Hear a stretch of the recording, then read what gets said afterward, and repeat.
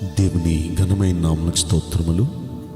ఈ వాగ్దానం వింటున్న మీకందరికీ మన ప్రభువును ప్రియ రక్షకుడైన యేసుక్రీస్తు నామములో శుభములు, మా హృదయపూర్వకమైన వందనములు తెలియచేస్తున్నాం. ఈరోజు దేవుని వాగ్దానం కీర్తనల గ్రంథం 81వ కీర్తన 16వ వచనం.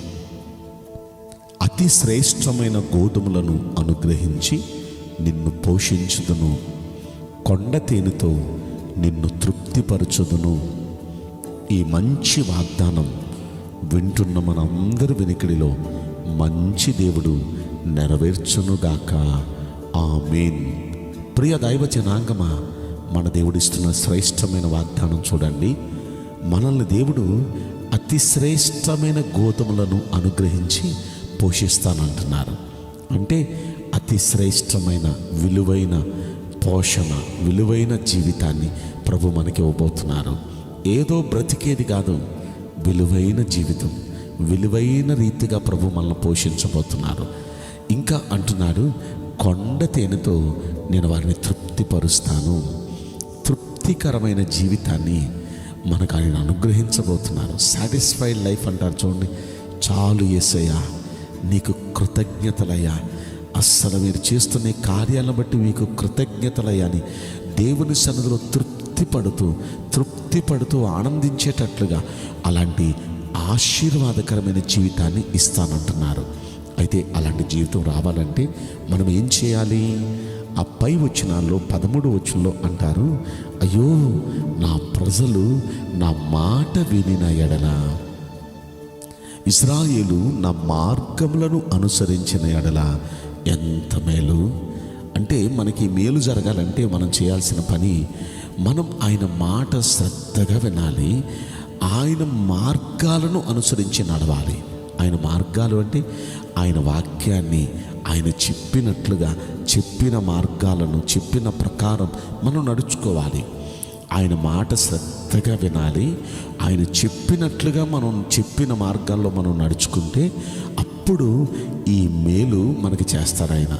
ఈ మేలు మాత్రమే కాదండి, ఆ తర్వాత 14వ వచనంలో అంటాడు, అప్పుడు ఎలా ఉంటుందో చెప్పనా, నేను వేగిరమే వారి శత్రువులందరినీ అనగదొరుకుతా, వారి విరోధులను కొడతా అంటున్నాడు. అంటే మనం ఆయన మాట శ్రద్ధగా విని ఆయన మార్గాలు ఆయన చెప్పినట్లుగా నడిస్తే ఆయన అంటున్నారు, అప్పుడు నేను వేగిరమే వారి శత్రువులను అనగదొక్కేస్తాను.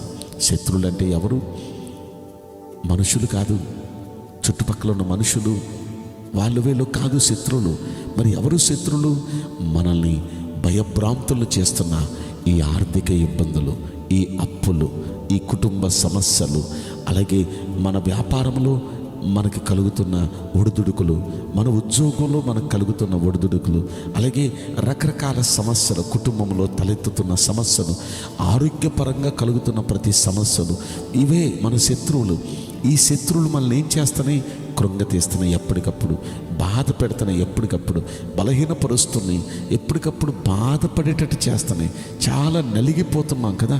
ఇలాంటి నలిపేస్తూ మనల్ని కృంగతీస్తూ బాధ పెడుతున్న ఈ శత్రువులందరినీ అంట ఆయన వేగరమే, అంటే స్పీడ్గా, చాలా తొందరగా అణగదొక్కేస్తాడంట మనల్ని బాధ పెడుతున్న ఈ శత్రువులందరినీ. అది అనారోగ్యమే కానివ్వండి, ఆర్థిక ఇబ్బందులే కానివ్వండి, అది ఏదైనా కానివ్వండి, ఆయన అణగదొక్కేస్తే ఇక ఆ శత్రువులు మనల్ని బాధ పెట్టవు. ఆ బాధలు మనకుండవు. మన విరోధులను కొడతానంటున్నాడు. అంటే మనకి ఏదైతే విరోధంగా పోరాడుతుందో, ఏదైతే మనకు వ్యతిరేకంగా మనల్ని బాధ పెడుతుందో దాంతో ఆయన ఫైట్ చేస్తానంటున్నారు. ఆయన ఫైట్ చేస్తే ఇక ఆ బాధలు మనకుండవు, ఇక ఆ కష్టాలు మనకుండవు. ఈ వాగ్దానం వింటున్న వారందరి పక్షాన దేవుడు అలా చేస్తే ఎంత బాగుండు. నిజంగా మనందరి పట్ల దేవుడు అలా చేస్తే ఎంత బాగుండు. దేవుడు అలా చేయాలని ఈరోజు మనతో మాట్లాడుతున్నారు. అయ్యో నేను వాళ్ళకి అలా చేయాలనుకుంటున్నాను, అయితే వారు నా మాట శ్రద్ధగా వింటే బాగుండు, వారు నేను చెప్పినట్లుగా జీవిస్తే బాగుండు, మార్గాలను అనుసరిస్తే బాగుండు. నేను అప్పుడు వారికి ఈ విధంగా వారిని బాధ పెడుతూ, వారిని కృంగతీస్తూ, వారిని ఇబ్బంది పెడుతున్న ఆ శత్రువును ఇక వారి ఇబ్బంది పెట్టకుండా తొలగించేస్తాను, వేగరమే తొలగించేస్తాను. అంత మాత్రమే కాదు, అతి శ్రేష్టమైన విలువైన జీవితం నేను వారికి అనుగ్రహిస్తాను. తృప్తి తృప్తికరమైన జీవితాన్ని నేను వారికి అనుగ్రహిస్తాను. చాలు యేసయ్యా, నీకు కృతజ్ఞతలయ్యా, నీ తృప్తి పడేటట్టు చేద్దాం అని ఆయన ఆశపడుతున్నారు.